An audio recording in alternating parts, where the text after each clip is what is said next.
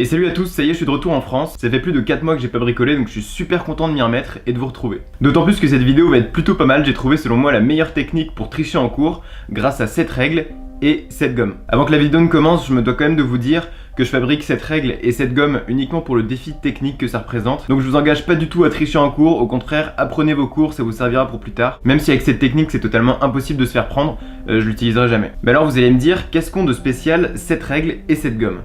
Bah c'est ce qu'on va voir.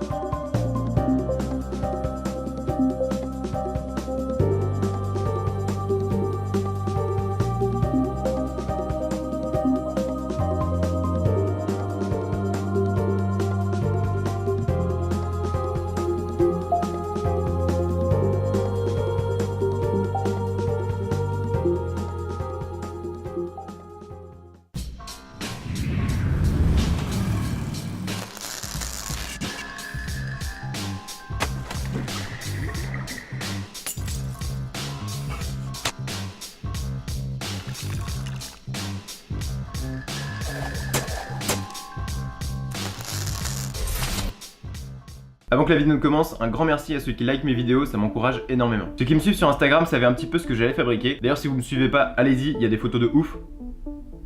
Bon c'est pas vrai mais allez-y. Bon vous l'aurez compris, aujourd'hui on va fabriquer une règle qui va nous permettre de naviguer sur internet dans un éventuel examen. Le principe c'est d'utiliser un vieil iPhone, donc là c'est un iPhone 5C.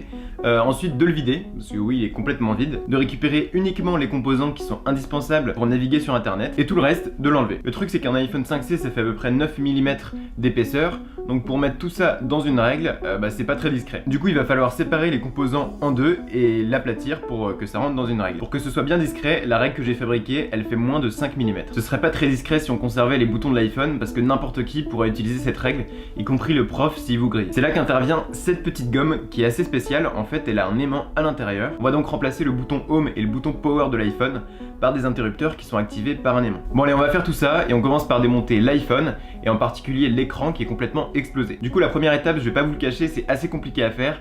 Il faut séparer la vitre cassée de l'écran. Donc pour la décoller on utilise un sèche-cheveux, comme ça va chauffer un peu la colle et après on pourra délicatement enlever les morceaux de verre.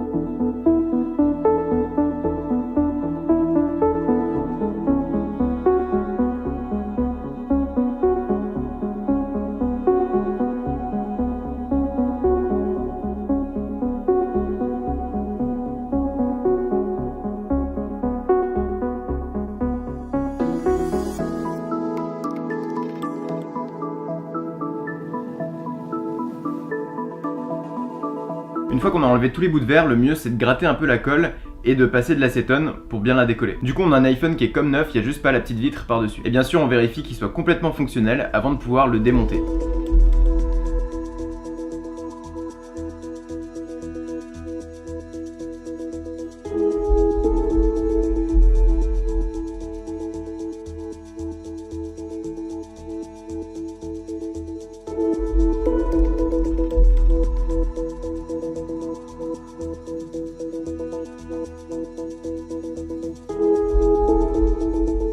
On va commencer par démonter l'écran.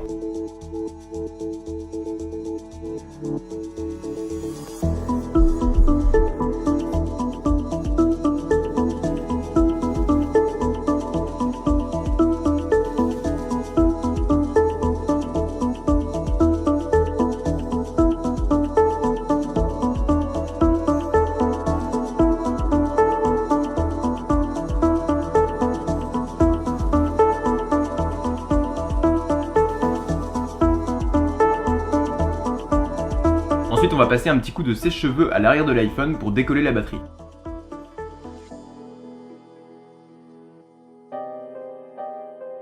Maintenant on peut dévisser absolument toutes les vis, et comme ça on pourra démonter la carte mère de l'iPhone.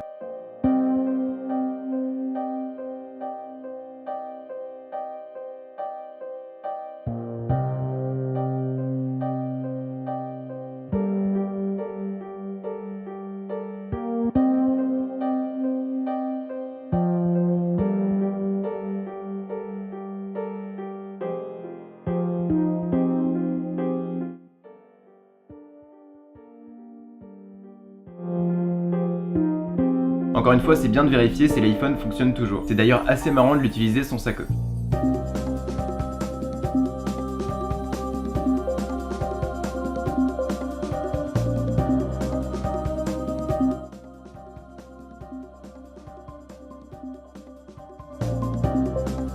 Bon là, comme on peut le voir, il capte plus aucune Wi-Fi. C'est tout simplement que j'avais oublié de remettre la partie antenne.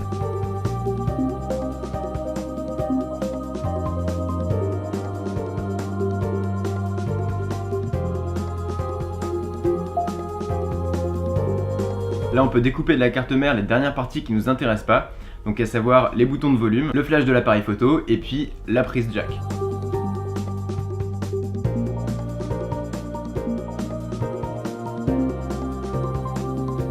J'aurais bien aimé garder une caméra mais malheureusement c'est bien trop épais. Je sais que ça fait beaucoup de mal à certains de voir la prise jack retirée des derniers iPhones, mais là on va pas avoir le choix parce que si on veut que tout rentre dans notre règle, va falloir l'enlever. Une fois qu'on a tout retiré, on peut vérifier dans la caméra, donc tout sera noir parce qu'il n'y a plus de caméra. Et pareil si on enregistre du son parce qu'il n'y a plus de micro.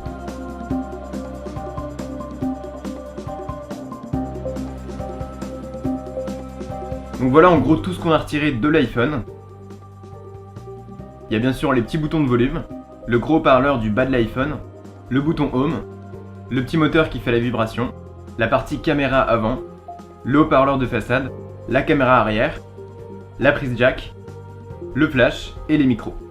Maintenant on va pouvoir découper une fine plaque d'aluminium et je vais la recouvrir avec un petit peu de scotch pour qu'elle soit isolée. Sinon ça risquerait de faire des courts-circuits avec la carte mère.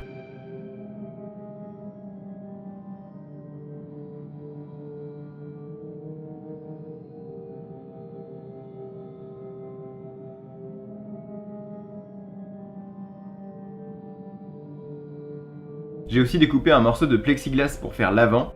Et au début ce que je voulais faire c'était de mettre un filtre sans teint. Donc je vous mettrai le lien dans la description, je l'ai acheté sur Amazon. C'est un filtre qui fait qu'on va voir s'il y a de la lumière derrière, mais quand c'est éteint ça va faire un miroir. Le seul problème c'est que je me suis rendu compte après que ça faisait bugger le tactile, donc je pense qu'il doit être plus ou moins conducteur.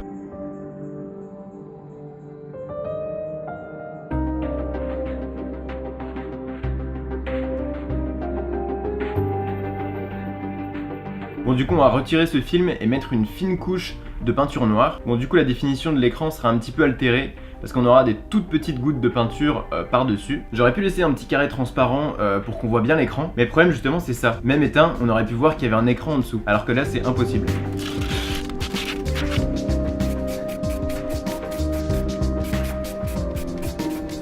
On va maintenant passer à des soudures très fines, le bouton Home et le bouton Power, que je vais remplacer par des interrupteurs magnétiques. Pour ça je vais utiliser de la pâte à souder, donc c'est vraiment indispensable. Et ça marche super bien ce truc, c'est vraiment ouf. Donc je mets le lien dans la description si vous connaissez pas. En fait c'est tout simplement une pâte qui a des petites billes d'étain à l'intérieur. Comme ça vous mettez directement votre fer à souder et ça se transforme en soudure.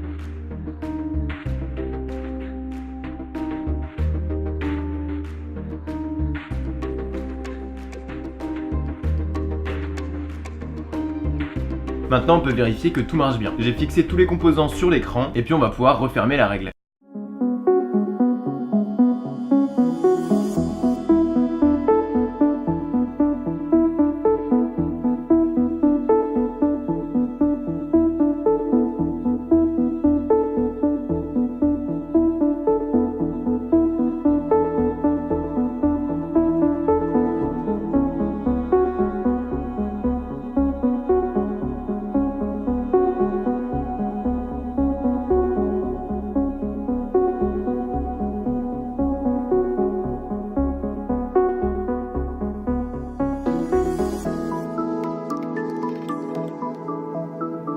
Maintenant passons à la gomme. J'ai tout simplement découpé un petit morceau de la gomme avec une lame de cutter. Ensuite j'ai percé un trou et j'y ai inséré des tout petits aimants néodyme, donc assez puissants. On n'a plus qu'à recoller tout ça et la gomme est comme neuve.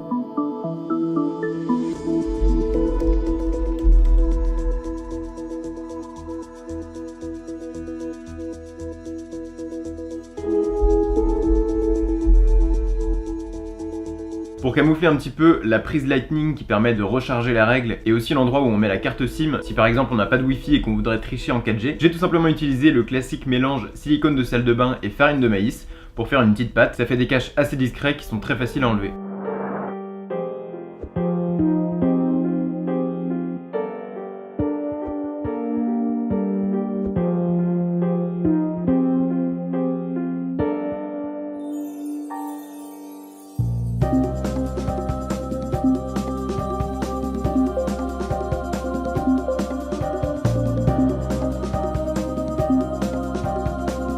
Voilà, la règle est terminée, elle est super fine, on n'a vraiment pas l'impression qu'il y a quelque chose à l'intérieur. Et c'est super facile d'aller sur internet pour aller chercher des réponses, ou encore mieux pour aller voir les vidéos d'Ajax.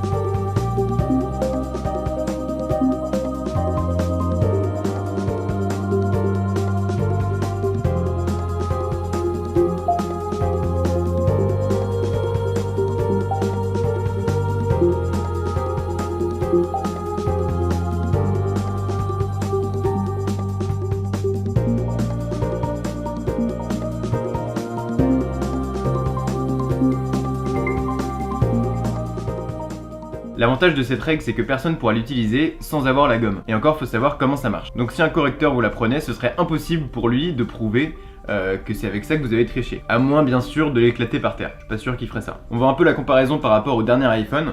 Bon là j'ai une coque, mais quand même c'est bien plus fin. Oui, la coque serrée no shield, merci Jojol pour ton petit code promo. Voilà, j'espère que cette vidéo vous aura plu, moi j'ai pris beaucoup de plaisir à la faire. Dites-moi ce que vous en avez pensé, dites-moi aussi si vous avez déjà triché et comment. Ça m'intéresse de savoir, même si c'est pas bien de tricher, on est d'accord. Merci à tous ceux qui mettent des likes et des commentaires, et puis sinon on se retrouve très bientôt pour une prochaine vidéo. Allez, salut!